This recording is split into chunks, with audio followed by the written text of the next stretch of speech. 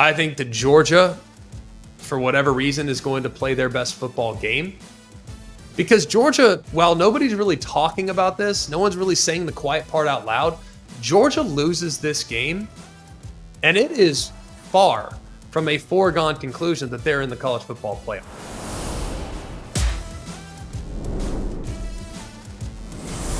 Hello and welcome. It's always college football. I'm your host, Greg McElroy, and we appreciate you coming to us here on Thursday, October 17th, 2024. It's the third Thursday in October, so we're excited about that, which means third Saturday in October is coming up in a couple days. We will preview that game along with many others, and we appreciate, as always, those of you that are coming to us via the podcast platform. It's always so much fun to kind of interact with folks out on the road, like running into people here the last couple of weeks, like, hey man, always college football, love the pod. Well, we love y'all. This is why we do it. We love the sport, man. I have a 6-month-old at home, and I don't know how many of y'all know that. Like, we don't usually like go into like personal lives. Like we're getting down into the weeds, but on Tuesday night, I woke up at 1:30 in the morning because that's what time my 6-month-old wanted to get up. And I did not have a chance to go back to sleep. So I found myself watching tape with my 6-month-old of Tennessee's offense. Am I a crazy person? Perhaps, but that's just the way we roll.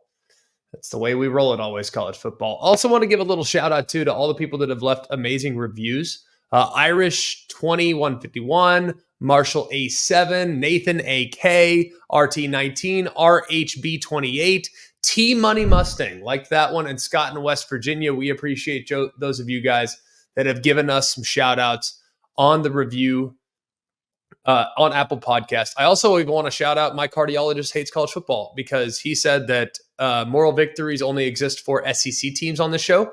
That is not true. Moral victories are available to everybody, including Ohio State, who received one from us on Sunday after their loss to Oregon. I am looking forward to these games this weekend. We have an incredible slate from start to finish, starting at noon all the way through the nightcap. We will dive in. So let's not waste any time and kick things off at the noon window. Actually, we have some games on Friday too, so we will get to those as well. So let's kick things off with some Saturday action, but don't worry, Friday games are coming up as well.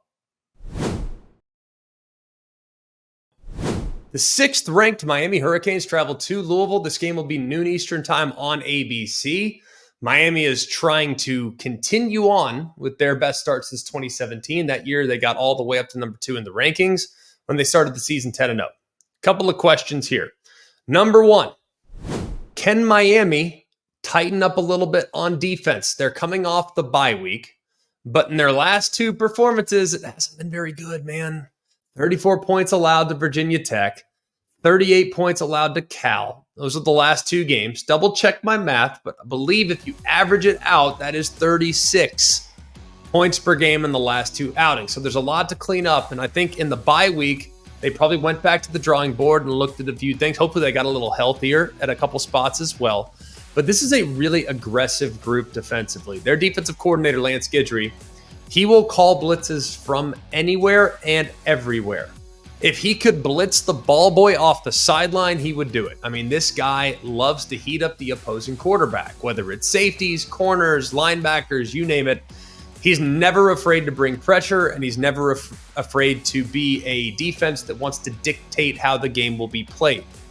But that might not be the best recipe against Louisville, because against Louisville, some things that have been successful have been kind of a bend, don't break style.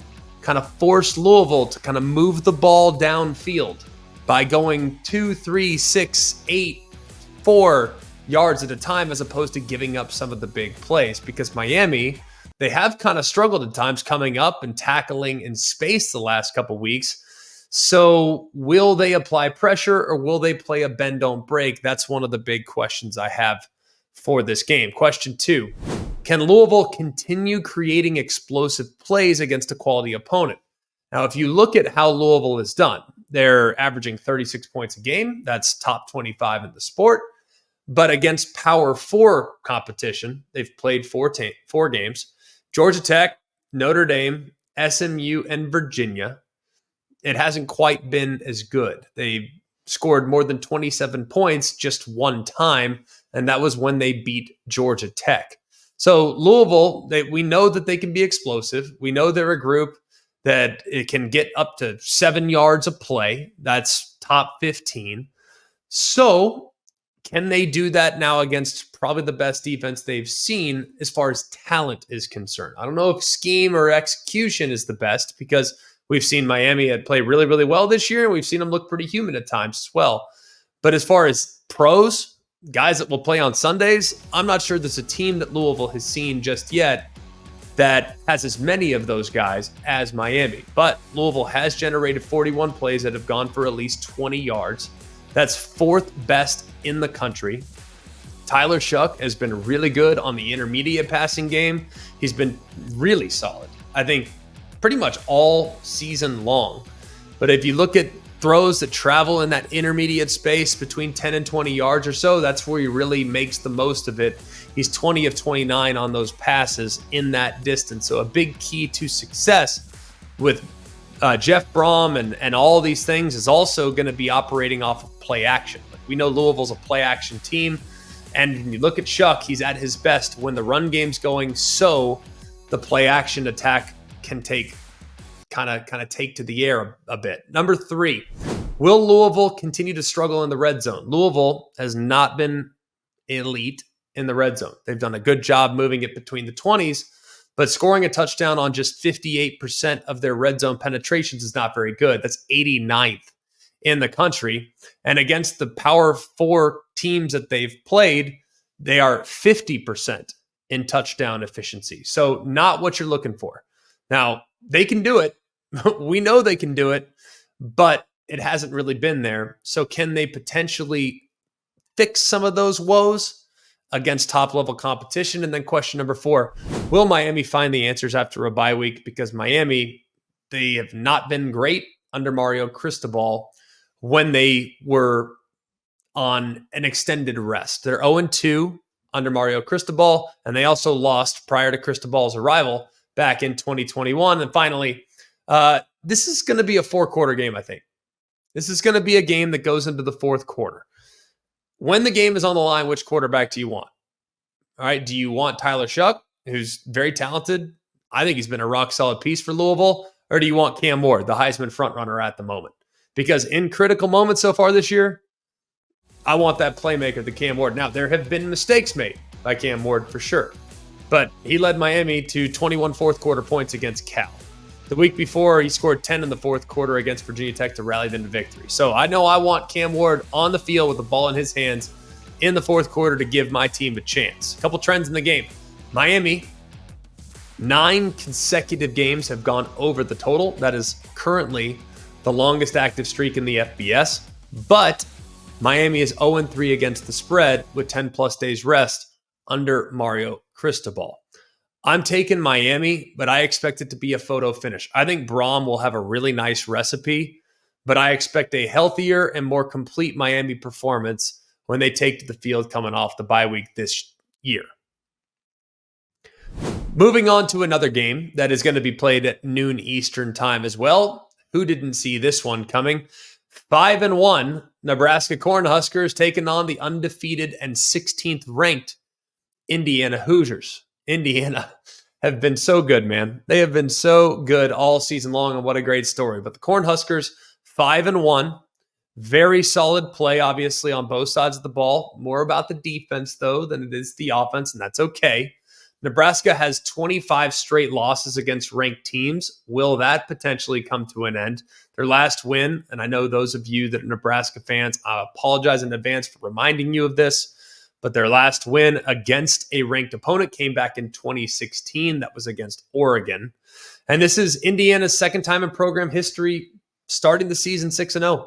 The other time was in 1967. So very, very impressed with what I've seen from Indiana, but it should not be that much of a surprise. I mean, Kurt Cignetti has done an amazing job. Brash mentality, says, hey, follow me. I know how to do this. I've done this before. I've done this at every stop. And right now, he is the 4th best in college football as far as career winning percentage. And the guys in front of him, Ryan Day, Kirby Smart, Dan Lanning. Pretty good trio. that exists right in front of him in winning percentage. The guy wins 83% of his games, so he can get it done for sure. This will be by far, I think, the most significant test for Indiana up to this point. Question 1, can Nebraska's defense continue to generate pressure? Now, defensive pressure is really the name of the game for Nebraska. They're 7th in generating pressure. It's about 46% of the time, which is pretty dang good. So if they can continue to get offensive linemen on islands, I mean, Nebraska does a great job of that. They force the offensive line to play in silos, basically one-on-one. And they feel pretty good that the O-line that they're going against is not going to go 5 for 5. They might go 4 out of 5. And that one Nebraska Cornhusker defensive end, if he wins around the edge, boom, it's game, set, match. The good news is Indiana's offensive line's been pretty good. They give up pressure on just 19% of their quarterbacks' dropbacks. That's the 3rd best in the country. A lot of it's because of its RPO. They're getting the ball out on time. And Curtis Rourke has a really good feel for where they're at in the offense. He's decisive and he gets the ball out. Question 2, can Indiana continue to dominate in the red zone? Indiana, literally nobody has more red zone penetrations than Indiana with 37. And nobody has more touchdowns in the red zone. 30 of 37 trips to the red zone have resulted in touchdowns. 30 touchdowns leads, 37 penetrations leads, and the red zone percentage of touchdown percentage, they are 6th in college football. So they've been really good.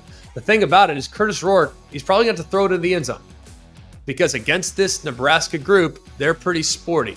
They're the only team nationally that has yet to allow a rushing touchdown. And the goal line stand against Rutgers was a thing of beauty. So just taking that into account is something worth monitoring.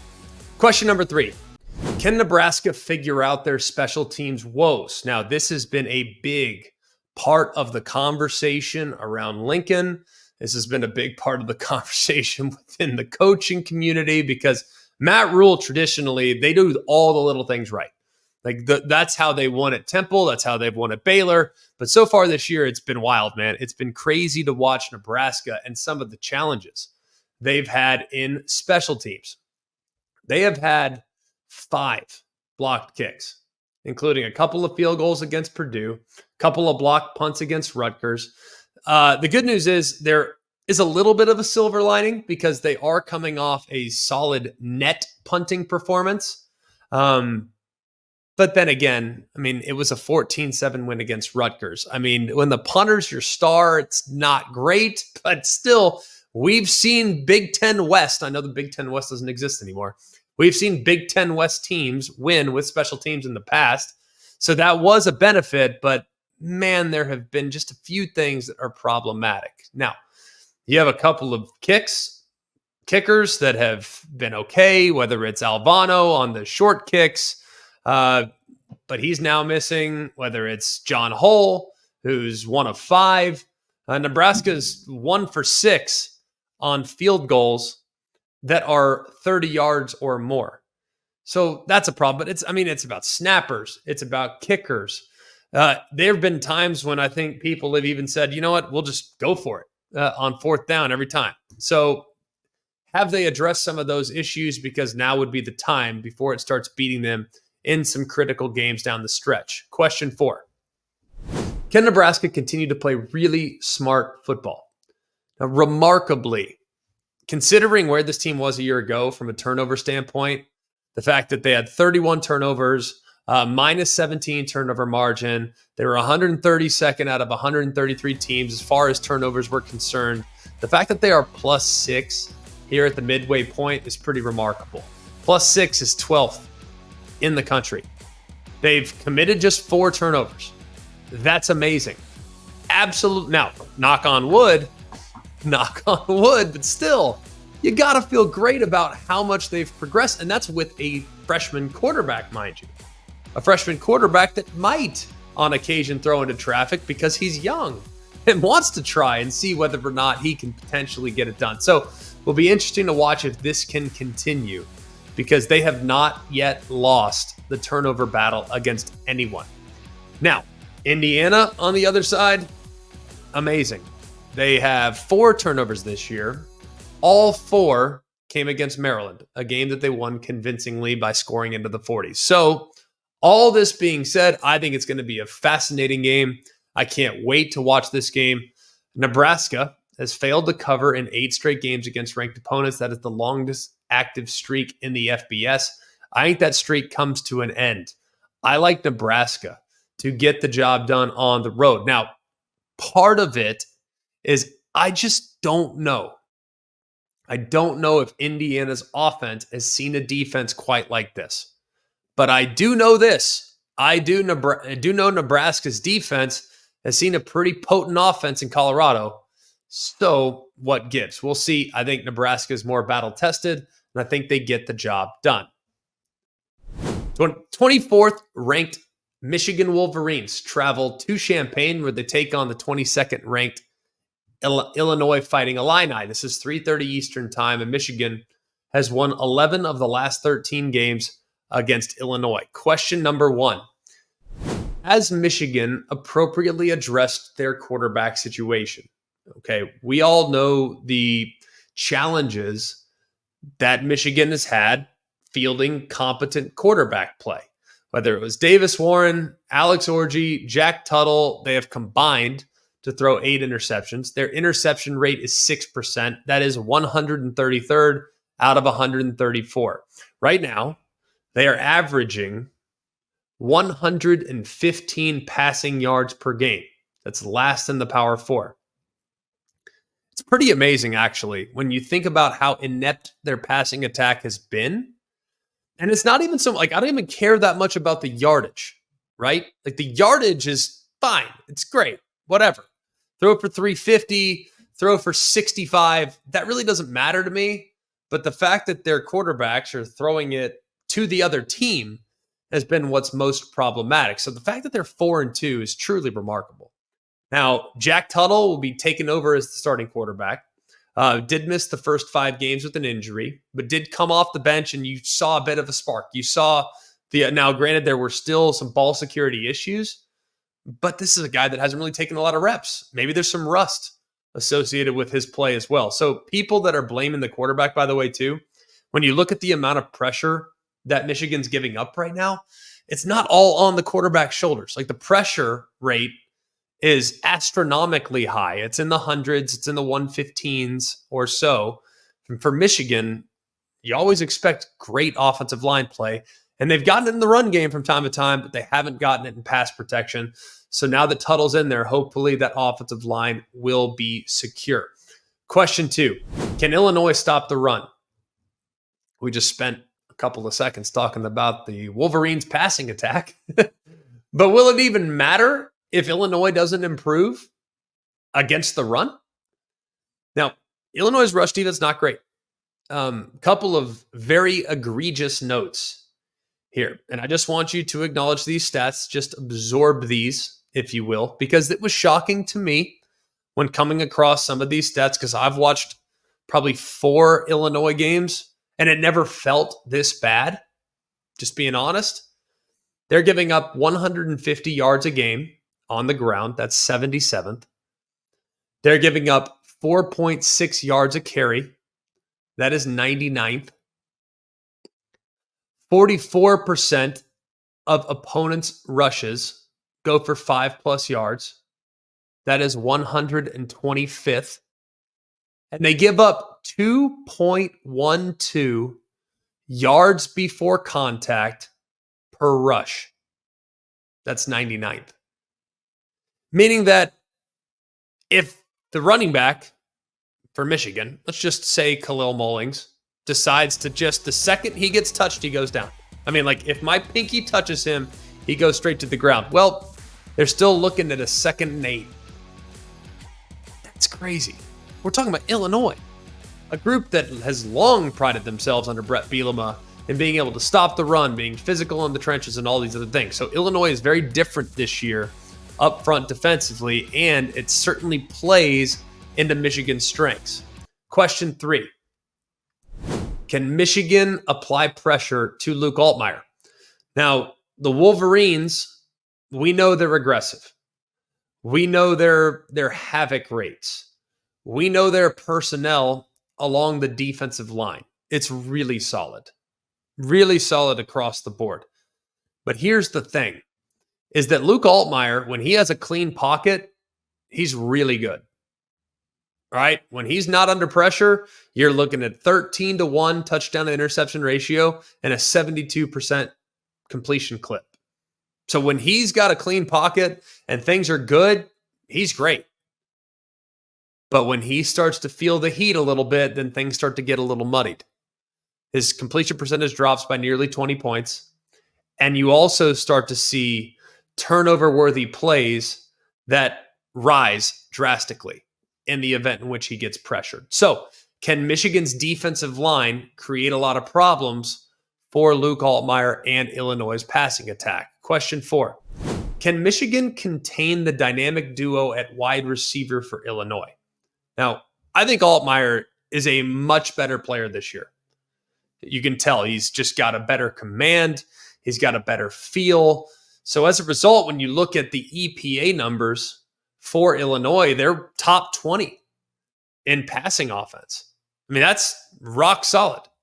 Really, really good. He's made pretty good decisions. Like I said, as long as the pocket's clean, he can carve you up big time. All right. He's got 1,400 yards. So just a lot to like about where this passing attack has gone. They are finding a lot of success with not one, but 2 wide receivers. You got Zachary Franklin, who's been playing college football for as long as I can remember, but continues to be extremely productive on one side. And you got Pat Bryant as well. So you got that duo that has nearly 800 receiving yards and 8 touchdowns.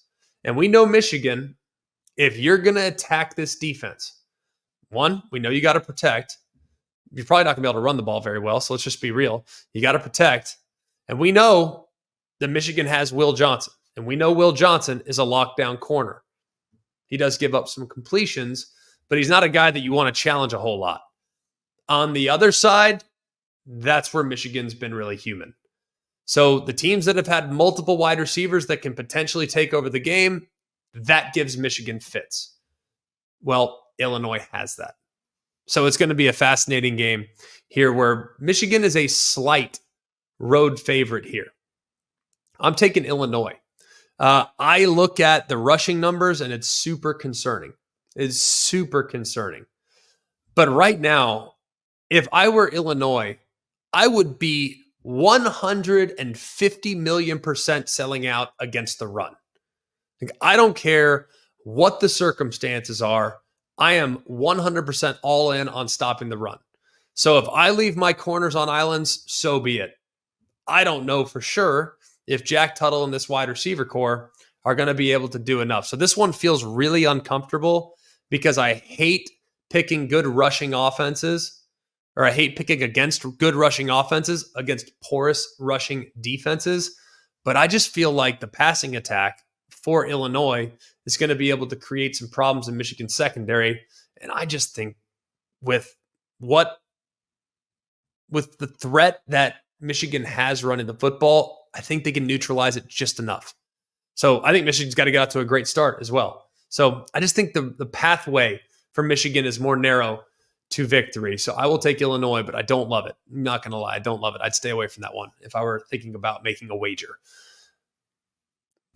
Another game that is going to be going on there at 3:30. It's Alabama at Tennessee, the third Saturday in October. And Tennessee is 16-1 in Neyland since the beginning of the 2022 season. I'll be on the call alongside Sean McDonough and Molly McGrath. It's going to be a real honor to call a game of this magnitude, and it's going to be an honor to call a game in this rivalry. I was fortunate enough to do it a few years ago. It's one of my favorite games I've ever been a part of, and very much look forward to being in Neyland for another, hopefully, incredible atmosphere. I know it will be, that's for sure. Couple questions in the game, and there's a bunch of them. There are so many different tentacles that I would like to go down, partially because I'm calling the game. I think I've probably watched more tape than just about anybody that's not on either coaching staff. So let's dive in. Let's start with number one. Can Tennessee run the football? That's the big one, right? When you look at Tennessee's offense, and so much of Tennessee's offense over the last 2 years, I think most people recognize what it is. most people, but I don't think all people. Tennessee's offense, people think, oh, high flying. Oh, Hendon Hooker. Oh, Jalen Hyatt. Oh, tempo, right? I think that's what people think. But really the last 2 years, that's not really what it is. I mean, this is an offense that wants to tempo you for sure. That hasn't changed, even though they're not playing quite as fast this year as they have in the past. So they want to tempo you. That's understood. But their formations and their offensive identity really runs through Dylan Sampson, who is their starting running back. Now, if you were to probably chart up the amount of articles written or the amount of times Nico Iamaleava's name has been written, I bet you it outnumbers Dylan Sampson 20-1. But the first name you need to know when watching Tennessee football this year is Dylan Sampson. The guy is amazing. You know he's going to get a lot of touches. The guy can hit 22 miles an hour when he gets into the open field. But what I love most about him is how angry he runs. I mean, the guy runs in a physically imposing way that's very difficult to bring to the ground. The thing about Tennessee's offense the last couple weeks, though, is the running game hasn't been quite as efficient as it's been in the past, partly because of the passing attack, which we'll get to in a minute, but it's also because of the way teams are structuring their defense. And if you look at the last couple weeks, whether it was Florida, Arkansas, or Oklahoma, the way teams structured the defense with 3 down defensive linemen, overhang players that are sitting outside the tackle that can free flow and make plays, and then safeties that are getting up and getting really involved in the run game, teams have been much more successful in slowing down Tennessee's rushing attack. So that's question number 1. Can Tennessee run the football? Question 2. Is Alabama's pass defense capable of stepping up when needed? Now, I think when you look at Alabama's pass defense, and people will look at the numbers, and some of the numbers are fairly significant, right? Second half against Georgia, I believe Carson Beck threw for about 340. I'm not sure how many of those came in the fourth quarter, but gosh, probably 2/3 of them. Felt like a lot, right? You look at Vanderbilt and Diego Pavia and the throws that he executed. The thing that was amazing is that Diego Pavia actually had a 100% adjusted completion in that game, which is insane. And then you look this past week at what Lenora Sellers did at South Carolina, and there were a couple big plays given up. A couple. One was a miscommunication on a 4th and 9 that resulted in a touchdown. The other was kind of on a glorified Hail Mary. Alabama has moved into a new frontier with the way they are playing defense and the way they're calling defense. Alabama, for a very long time, under Kirby Smart and Nick Saban, and all the other defense coordinators that have come since, whether it's Pete Golding, others, they were very much a pattern match team, which is essentially man without really being man. Now they're really shifting into more of a defense that relies a lot more on zone coverages. And this is beneficial against quarterbacks that are mobile, like Nico Iamaleava. The problem is you also give up some easy completions. And easy completions against a team like Tennessee might be difficult because they do have some dynamic weapons on the perimeter that are difficult to bring down in space. So Alabama's pass defense, question 2. Question 3, what's going on with Tennessee's passing offense? Big question, right? A lot of people are really curious about this. And I was really anxious to kind of dive in a little bit deeper and watch Nico and where I think he can progress. And I've noticed a few things. One, I look at their route schemes and their route structures. It's fairly simple. There's not a whole lot of nuance in the route schemes and things like that. He's just had some significant misses. And he's had some deep balls that are just a hair off. They're close, but they're just a hair off. And you can tell, too, his head is kind of on a swivel, so it appears like maybe he's looking at the rush or maybe he can't locate defenders. Whatever the circumstances are, he just doesn't look very comfortable. So one of the questions is, can Alabama make him uncomfortable with their pass rush, which was improved last week against South Carolina? They had 4 sacks and 19 pressures. That was their second best in the game this season. Can they make him uncomfortable and make him feel and see the rush? And if it does, will the passing attack for Tennessee suffer? That's, I think, a big question and a huge key in the game. And then finally, when you look at Alabama's offense, it's kind of amazing how few plays Alabama's offense has run this year. Do you realize that Alabama's offense has only run 360 plays? That's about 60 a game. That is 122nd in college football. And look, some teams have played 7 games, but I mean, for the most part, like that's not a lot. 60 plays a game is very, very few. Why is that? Because their defense has had a hard time at times getting off the field on third down. So teams have had long, extended drives and have had a lot of time of possession against the Tide. And the other thing is their offense scores really quickly. So I'll be curious, does Alabama continue to keep the foot pedal pressed against Tennessee, where they've been super aggressive, taking shots downfield, trying to find Ryan Williams, trying to find Jeremy Bernard, trying to hit Jalen Milroe on some quarterback sweeps and on some big plays? Or do they want to play a little more ball control? Because the thing that has really disrupted Tennessee's offense more than anything else are long, time-consuming drives. Arkansas had them. Florida had them. Oklahoma didn't, because Oklahoma turned it over, it felt like, every time they had the football. But the two teams that have had a lot of success against Tennessee so far both had time-consuming, complementary football being played by their offense. So a lot of things to consider in this one. So what does it come down to? Red zone, turnovers, explosive plays, all the same stuff as always, but it should be a classic there in Neyland with two teams that I think are still excellent football teams. Alabama, maybe some growing pains on defense with their new scheme.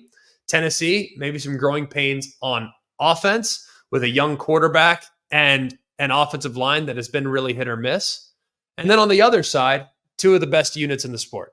Tennessee's defense, their pass rush against Alabama's offense, led by a Heisman hopeful at quarterback in Jalen Milroe. It's going to be incredible. I can't wait to be there. It's 3:30 Eastern time on ABC. A couple trends in the game. Alabama's lost 2 straight against the spread. A third straight would tie their longest against the spread losing streak in the last 15 seasons. So kind of interesting. I, of course, will not make a pick in the game. I'll be on the call for it, but we really hope you tune in 3:30 Eastern time on ABC. Top 5 matchup in Austin, Texas. Everything's bigger in Texas, and it won't get much bigger than this matchup. The 5th-ranked Georgia Bulldogs traveled to Austin to take on the Texas Longhorns. It's the 3rd top 5 matchup in DKR history, which is kind of crazy. One was in 2006. That was when number 1 Ohio State came to town. And one was in 1970. That's when Bama beat Arkansas 42-7. Who doesn't remember that? Right? Georgia, ironically, is a significant underdog. Anywhere between 4.5, 5, 4, kind of all over the place. Opened at 3.5, what have you. But assuming the line holds, this would snap a 49-game streak where Georgia was the betting favorite. That's the longest by a team since Alabama was the favorite in 81 consecutive games from 2015 through 2021. The last time Georgia was an underdog was week 1 of the 2021 season. That was against the Clemson Tigers. I can't wait for this game. I love this matchup. I think it's going to be a blast, an absolute blast.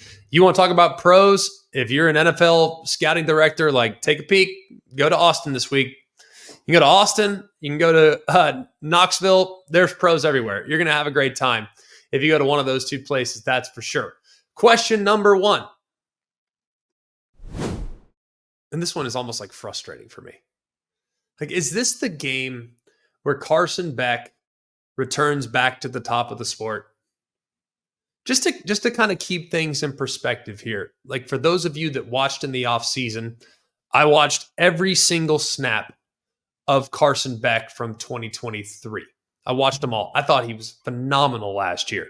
Decisive, accurate, getting the ball out faster than anybody. The guy got it out in 2.3 seconds. That's fastest in the sport last year. His off-target rate was at 5%. That was number 1. Like, he was, think about how many great quarterbacks there were in college football last year. And he was in the top 5 in multiple categories. Well, so far, it just hasn't been there for him. Right now, he's 19th in QBR. Like I said, 19th in QBR is still really good, okay? But we're talking about Carson Beck here, a guy that was assuredly considered by Mel Kiper and everybody else to be a top 2, top 3 pick in the NFL draft next year. Well, he's 19th in QBR. He's thrown 5 interceptions. That's 74th. His off-target percentage has nearly doubled from where it was a year ago. He is 26th in EPA per dropback. So the numbers are not good for Carson Beck. And then you dive a little bit deeper and you watch the games and you realize that sometimes when you're actually seeing him execute the plan, there have been plays left on the field where guys are open and he doesn't see them, or a guy is about to get into a break and there's a lot of room and he decides to bypass it and check it down. But it does feel like it's in there, and we saw a glimpse of it. We saw a glimpse of it against Alabama there in the fourth quarter. If we can get that version of Carson Beck in this game, then Georgia will win. I really believe that. But he's got to play his best football because he hasn't been at his best this year. So is this the game? Is this the game it happens? Question 2. Can Texas pressure Carson Beck without blitzing? Now, if you look at Carson Beck in his career, he's lost 2 games as a starting quarterback. They both came against Alabama. In the SEC championship game last year, Alabama blitzed on 0 defensive snaps. 0, not 1 pressure that was called by that defensive staff. Not 1. Well, this year, they blitzed on 14% of the defensive snaps. Those are the 2 lowest blitz rates that Carson Beck has ever faced as a starting quarterback. So Texas, they're probably looking at that Bama tape and saying, all right, yeah, let's not blitz them. Let's not void coverage. Let's just rush 4 and maybe we'll get home. And that's kind of been their MO up to this point of the season. They blitz right now, the Longhorns, on 14% of their defensive snaps. That is the 6th lowest in the FBS. The crazy part is that while they've only blitzed 14%, they have generated pressure on 33% of opponents' dropbacks. So low blitz rate, high pressure rate, that means your defensive line is kicking some tail. All you got to do is just turn on the tape for about 5 seconds, and you'll see the dudes that are making plays in the backfield. Anthony Hill, Colin Simmons, who is going to be, goodness gracious, this dude. If you haven't watched Colin Simmons, just get ready. You'll enjoy what you see.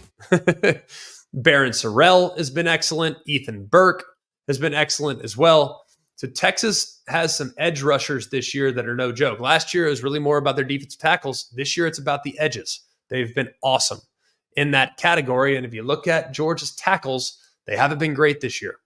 A little bit up and down in their performance. Question 3. Do you trust the Texas secondary? Now, I have to give credit to Reese Davis for this little tidbit. We were doing the ranking show a couple nights ago, and he threw this out there. I'm like, I hadn't thought of that. Well, Reese is one of the best in the business, and you'll understand why, because this is a phenomenal note. So far, Texas's pass defense has faced these teams. Michigan, who is currently ranked 132nd in pass offense. Louisiana Monroe, who is 131st. Oklahoma, who's 123rd. Colorado State, who's 102nd. And then finally, Mississippi State, but that was with Michael Van Buren making his first career start. Mississippi State right now is 45th. The best pass offense that they've faced this year is UT San Antonio, and they are 44th. But UT San Antonio, when you go back and watch it, they couldn't block them. I think Georgia can, and I do think this will be by far the biggest test the Texas secondary has had this year. Remember, that was the Achilles heel last year. They just haven't played anybody just yet that could potentially exploit it. And to make things even worse, The safety, their best cover safety, Derek Williams, is out the rest of the year with a knee injury. So the safety spot is down a guy that's excellent in coverage. So question 3, do you trust the Texas secondary? I'm just going to flat out tell you. The answer for me is no at the moment. Question 4, can Quinn Ewers take advantage of a suspect Georgia secondary? The one thing I love about Quinn Ewers, and I don't think he gets enough credit for this, like he's a big game hunter, man. Like this guy plays really well in big games. And people will say, well, what about Oklahoma last year? Okay, well, Oklahoma last year, he had a couple picks early, but he finished like 31 of 37. Well, what about Oklahoma this year? Yeah, but I mean, Georgia was coming up, and let's be real, they called off the dogs. Like they could have named their score against Oklahoma, and they didn't. So, question 4, can Quinn Ewers take advantage of a suspect secondary? I love how Quinn has played in big games, whether it was the Alabama game last year, where he goes 24 of 38 for 350 and 3 touchdowns, or the Michigan game this year, where he's 24 of 36 for 246 and 3 touchdowns. Neither game had a turnover. Both were comfortable wins. Like, he plays great in big moments. He's also got an outstanding supporting cast. Gunnar Helm has been incredible at tight end for him. Matthew Golden has been awesome. Ryan Wingo, the freshman, man, has he come on. Isaiah Bond, I know he had the ankle injury, re-aggravated it, didn't return, but they're saying it's minor. So here's hoping that he'll be in a pretty good spot. Now, Georgia's secondary gave up 306 passing yards last week. 190 came in the second half. Now, Georgia, if you know about their program, they're kind of all about yards per attempt. That's how they look at it. They gauge success based on yards per attempt. Well, they were 8.3 last week for Mississippi State. That's the second highest Georgia has allowed this year, behind Alabama, who had 11.3. And looking back at last year, they gave up 8.3 yards per attempt only once. And that was by Alabama in the SEC title game. So they've done it twice already, one to Bama, one to Mississippi State. What are they going to do to Texas? That will be a huge question in the game. Couple trends. Georgia's 6-2 against the spread in their last 8 as an underdog, including 4 outright wins. Just something to think about. And then Texas, they're 1-7 against the spread since the FBS-FCS split. And that's as a favorite against top 5 teams. That's the worst in the FBS. I have a really strange feeling about this game. I'm going to be honest with you. I think it's going to be high scoring. I think both offenses are going to be able to move the football. I think that Georgia, for whatever reason, is going to play their best football game. Because Georgia, while nobody's really talking about this, no one's really saying the quiet part out loud, Georgia loses this game, and it is far from a foregone conclusion that they're in the college football playoff. Like, they still have to go to Ole Miss. They still have to play Tennessee at home. I mean, it is not a guarantee that Georgia is in the playoff in the event in which they lose this game. Texas, however, things look pretty good for the Longhorns. So you know what I'm getting? I think I'm going to get a desperate Georgia football team. I think I'm going to get Georgia's best punch. And I think Georgia goes to Austin and pulls the upset. It doesn't feel good because when I watch both teams, the level of execution that I'm getting from the Longhorns right now is vastly superior to what I've gotten from Georgia. But I do think Georgia's been battle-tested against Bama, against Kentucky, and I think Georgia is going to find a way to somehow go in and shock the number 1 ranked Texas Longhorns. Yeah, for those of you that didn't see that one coming, that's a old switcheroo, a little curveball right there. You guys know I'm a bit huge on Texas all season long. Still am. I just think when you have a team that's as talented as Georgia that's in desperation mode, that's a dangerous recipe.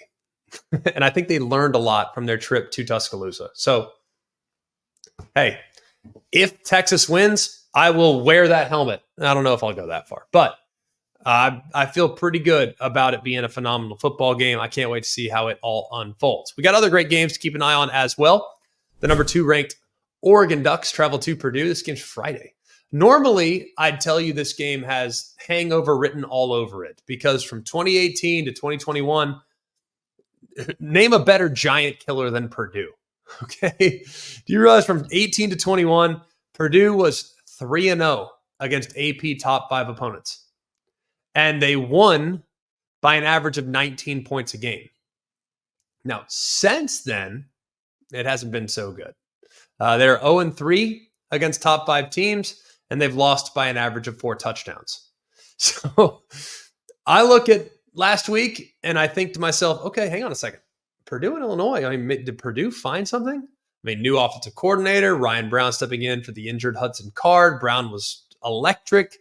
A performance that was probably one of the best off the bench we've ever seen. Threw for 300, ran for another 120, 3 touchdowns. I mean, made it really interesting. Can they continue that over against a team that might have a slight hangover? I don't know. I think it's going to be a little bit closer than the experts might think. But I have a hard time thinking that Oregon doesn't play well in this situation. But they are 1-4 against the spread on Friday since 2021. That's the 4th worst cover span among teams with 5+ games played. And Purdue this year, they are failing to cover by about 13 points a game. That's the 4th worst in college football and the 2nd worst in the Power 4. So I'll take Oregon, but I would take the points in this game. I don't know why. It feels crazy, but how can they possibly be up for this one? We'll see. Oklahoma State is at BYU. 9.5's the line. This game's Friday, 10:15 Eastern time. Now on the season, if you look at Oklahoma State, who didn't see this coming? They are 16th in the FBS in passing offense, averaging about 300 a game. Meanwhile, Ollie Gordon and company, with a veteran offensive line, they are 125th in rushing offense, 91 yards a game. Now, BYU does an amazing job of making sure they neutralize your best weapon. I just don't know if they're going to consider Ollie Gordon their best weapon anymore with how things have gone in the run game this year. So I'm fascinated to see, what does BYU sell out to take away? Do they sell out to take away the passing game? Because that's been the best attribute of Oklahoma State. Or do they sell out against the Doak Walker Award winner? I really don't know. Either way, it doesn't matter. It's all about how their defense plays, because you realize that Oklahoma State has given up 940 rushing yards in their last 3 games. That's tied for its most over any 3-game span in the last 25 years. Now, BYU come off a bye week. They're solid throwing the football. Retzlaff's done a nice job. They're not great running the football, but that's probably going to be where they try to go after it. All right. Oklahoma State, they have lost 3 straight, and they have the possibility of kind of being out of the conversation in the event in which they lose this game. So, all that being said, I think BYU will control the clock. I think it's a low-scoring game. I would expect Oklahoma State to play much better in this situation. After all, a trend. 19-8-1 against the spread against ranked teams since 2018. That's the 2nd best in the FBS. Oklahoma State is really good in situations like this. The problem is BYU has been playing lights out. I expect the trend to reverse. I like BYU, but I like BYU really, really close in this matchup. South Carolina's at Oklahoma. Oklahoma is a slight favorite. This game will be 12:45 Eastern time on the SEC network. Had I told you that when this game was approaching in the middle of October, this game would determine bowl eligibility potentially, would you have believed me? Just being honest. You look at Oklahoma, 10 wins a year ago, a ready-made defense, a potential star at quarterback, all this stuff, all this hype coming into the season. And now they lose this one. Let's be real. I mean, Oklahoma, with what they have remaining, it's not looking likely that they're going to be playing in the postseason if they lose this one at home. Meanwhile, South Carolina on the other side, I think a lot of people would have said, yeah, I don't think South Carolina's going to be very good. Well, they've been really, really solid. They gave Bama all they want. They gave LSU all they want. Those 2 teams are currently in the top 8. I think South Carolina, and they crushed Kentucky. So I think you look at South Carolina, and South Carolina is like kind of a pretty dangerous football team with what they have on the edges. Like, I like the Gamecocks in this game. to go up there and to take care of business against an offensive line that is shaky at best and a quarterback that likes to escape horizontally. Let's go to the 12th ranked Notre Dame Fighting Irish, who will take on the Georgia Tech Yellow Jackets in Atlanta. This game's 3:30 Eastern time on ESPN. Big thing we're watching this game is Haynes King going to be able to go. Hurt his shoulder against North Carolina. Sounds like he's going to be all right, but we don't know for sure as of this moment if he's going to be ready to rock. We know that the Yellow Jackets, they're pretty dang good running the football. They've also been pretty good throwing the football. Haynes King's been pretty efficient throwing the football. It's the defense where they've had their most challenges. But it's not where they had challenges a year ago, because the rush defense last year was one of the worst in the country. They gave up 221 yards a game last year on the ground. Do you realize how bad that is? It was easily the worst in the Power Five. Well, now you fast forward to this year, they're giving up about 104 yards a game on the ground. That's one of the better units in the ACC. So their rush defense has been really solidified. But as a result, the pass defense has kind of given up a lot of issues. They've been torched a few times. You look at what Kyle McCord did to them in week 2. The good news is they had the bye week, and the last 2 weeks since against Malik Murphy of Duke and Jacoby Criswell of North Carolina, those guys didn't have statistically very impressive games. So maybe, just maybe, this group is a little better now, having evaluated who they are there at the bye week. Trends in the game, Georgia Tech 14-6 against the spread as an underdog since 2022. And the under is hitting 5 straight meetings in this series. I'm going to operate under the assumption that Haynes King is playing, and I am going to take Notre Dame, but close. I like Georgia Tech. I take the points in this situation because while Riley Leonard's passing attack has improved drastically, I like the growth that I've seen from that spot. I still think Notre Dame is going to live running the football, and I think Georgia Tech's better up front defensively and should make life a little bit difficult on the Irish. LSU takes on Arkansas. This is a battle of the boot, 7 o'clock Eastern time there on ESPN. Arkansas is 4-0 against the spread as an underdog this year.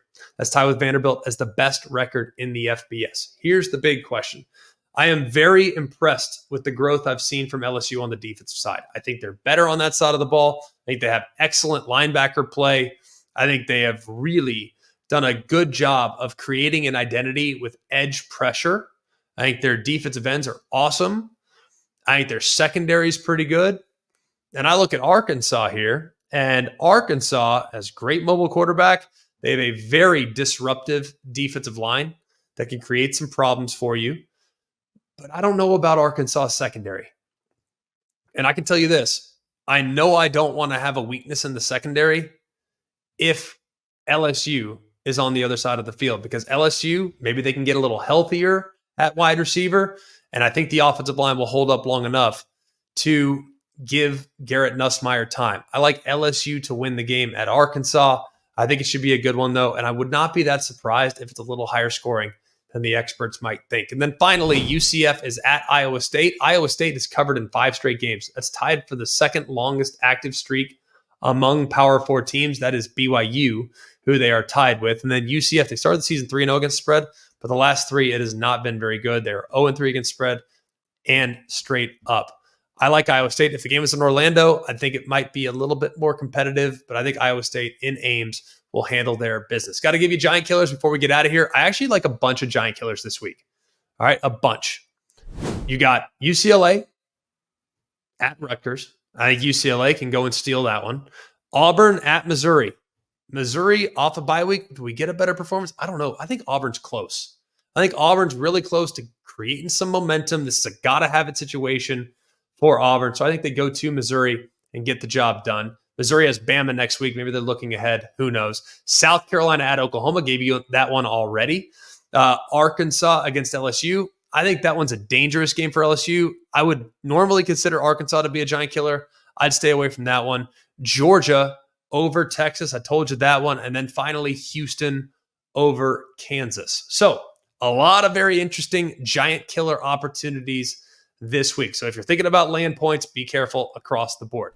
Can't tell you how much we appreciate you guys. It always means a lot for those of you that have reached out, subscribe to the podcast, written comments on the ESPN YouTube page. We see all those, man, and it means a ton that you guys are coming to us from every nook and cranny of our country and, frankly, the globe to take a look and listen to all the things we have going on here at ACF. So for everybody, for Mark, Jake, Jack, the other Jack, I'm Greg. We hope you have an awesome day, and remember, it's always college football.